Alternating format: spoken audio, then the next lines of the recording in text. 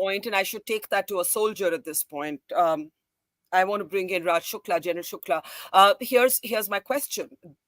There are those who believe, and I don't, we can't know for sure, obviously, and we should not know what the Israeli military's operational plans are. But this is urban warfare. We know that the Hamas has actually built underground tunnels and underground dungeons. This is well documented. What are the challenges for Israel is poised for a ground assault. We have spent the whole day just a few kilometers from the Gaza border, like literally right next to the Gaza border, and I'll play out my ground report in a moment. But General Shukla, as a military veteran, what do you see are the challenges? Because, Max spoke about the popularity of the Hamas in Gaza, which means everybody may not move, which means Hamas could still use civilians as cannon fodder.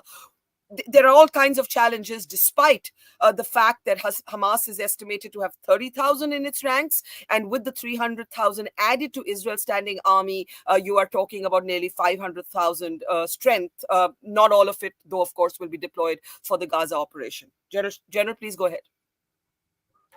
So, Barkha, just let me make 4 to 5 quick points. And I think as I make them, I'll answer all these questions of yours. See, the issue is this.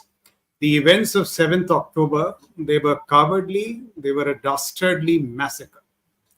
You challenge the writ of a state, the state has the right to respond. The Israeli people have the right to seek justice, redemption, and restoration of their honor. The military, the IDF, is just the instrument. Now, these moral questions. Look at the morality of Hamas. So we will come in and massacre civilians, and when there is a riposte, we will use the civilians as a human shield. I mean, where is the morality in the argument?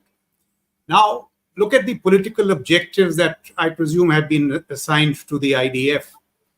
The political objectives are the end of Hamas, dismantling of its infrastructure, logistics, operational, etc., and extermination of its leadership.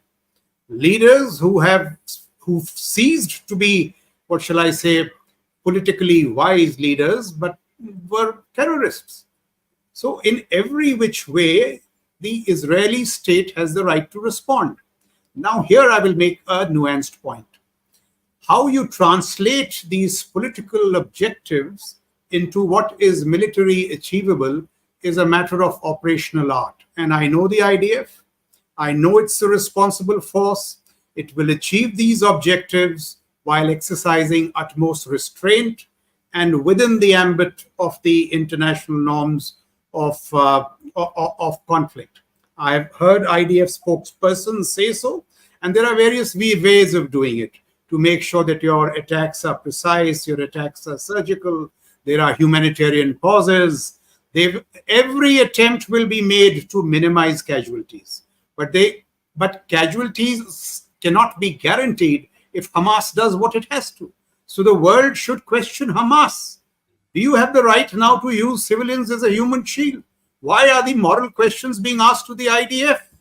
They should be asked to Hamas. And all the interlocutors of the Hamas should put all kinds of pressure on the Hamas to release the women and children, to release the unarmed civilians, and get them go and allow them to go into a no-war zone. I mean, there are larger questions. I'm told Antony Blinken is going around trying to persuade the Egyptians to open up the crossing into Egypt. So, I mean, there are a whole lot of stakeholders here. There are larger responsibilities. The entire onus cannot be put on IDF and the... But let me ask you this. Let me ask you this. Two quick points. Okay. The IDF and the Israel at this point are the aggrieved. They are not the aggressors. They are not the aggressors. They are the aggrieved. And they have a right to respond. And this argument, I don't think that was a precise argument, but just a comment on it. Popularity cannot be a license for you to become a terror organization. I mean, there has to be legitimacy in the international system. So I don't see the moral argument of the Hamas. We will come to the war fighting later. On moral ground, it is extremely shaky. Can